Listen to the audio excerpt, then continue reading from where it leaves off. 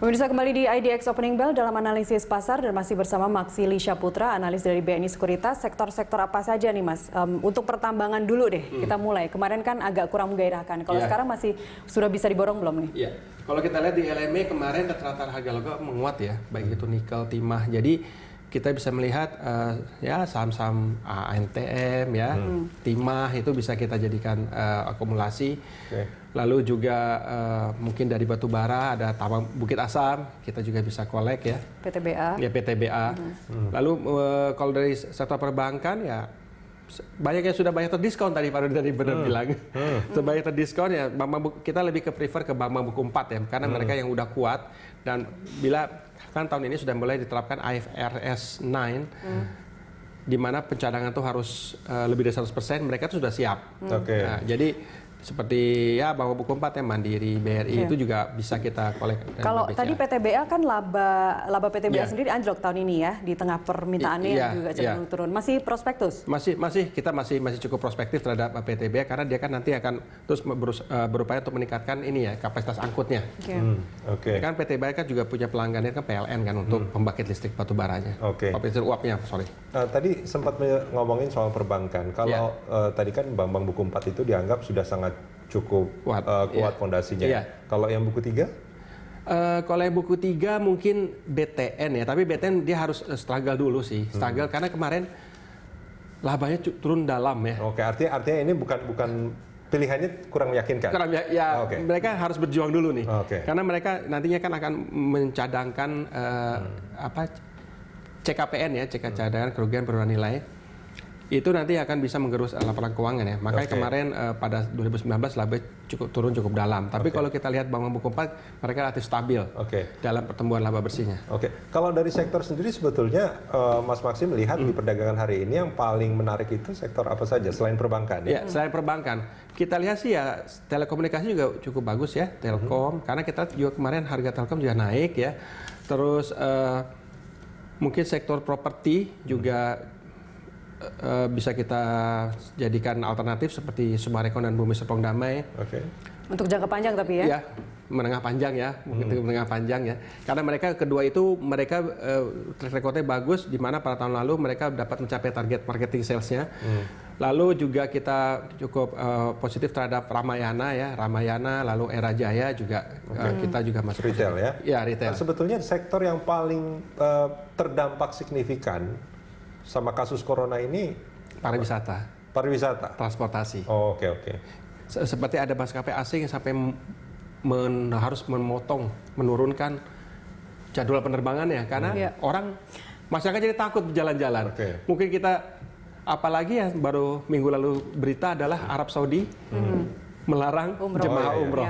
Itu luar biasa itu. Jadi orang-orang yang sudah siap-siap umroh nggak jadi dan belum tahu kapan bisa umroh. Tapi itu kan kita bicara soal ekonomi secara makro. Tapi kalau di bursa sendiri, sektor yang paling terdampak sama corona ini artinya ketika corona begitu mewabah, dia sangat terdampak. Tapi kemudian sekarang kita lihat sudah mulai mereda.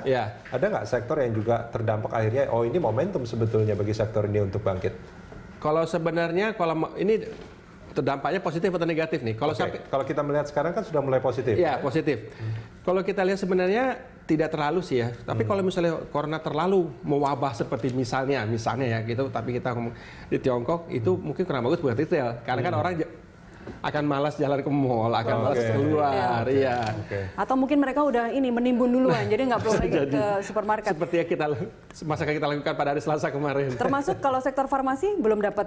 Sektor farmasi ya kita lihat itu juga memberikan positif ya terhadap ini ya. Orang-orang akan lebih banyak membeli vitamin, obat-obat ya untuk bisa meningkatkan daya tahan tubuh. Walaupun di sisi lain kita sebenarnya masih menunggu vaksin dari COVID ini, yang katanya masih agak lama ya. Mungkin beli setahun. Di sektor farmasi juga kan bahan baku kebanyakan dari Tiongkok, termasuk masker juga kebanyakan dari Tiongkok. Dan kemarin Pak Erick Thohir juga bilang bahwa nantinya akan dicari source lain bahan baku ini dari Eropa. Berarti kan akan ada perubahan harga kan. Seperti apa prospeknya nanti?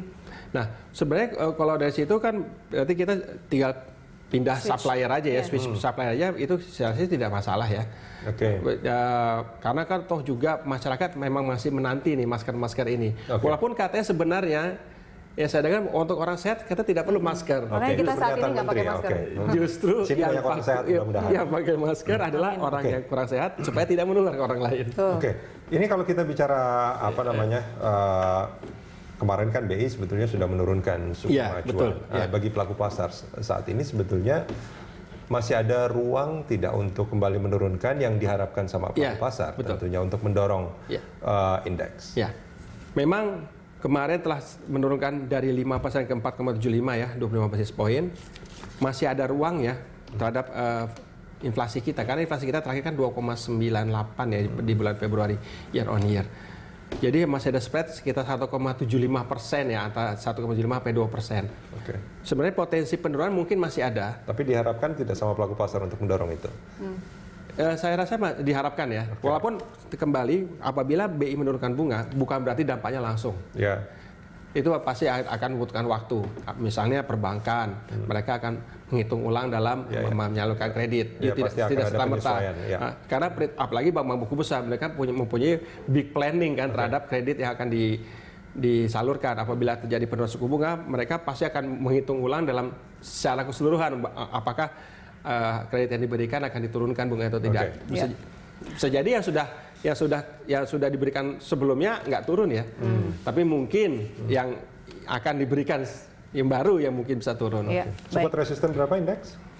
Kita lihat kemarin di 5.600 ya, antara 5.600 sampai 5.250 lah di rata indeks kita. Baik, Mas Maksi terima kasih atas waktu bersama terima kasih.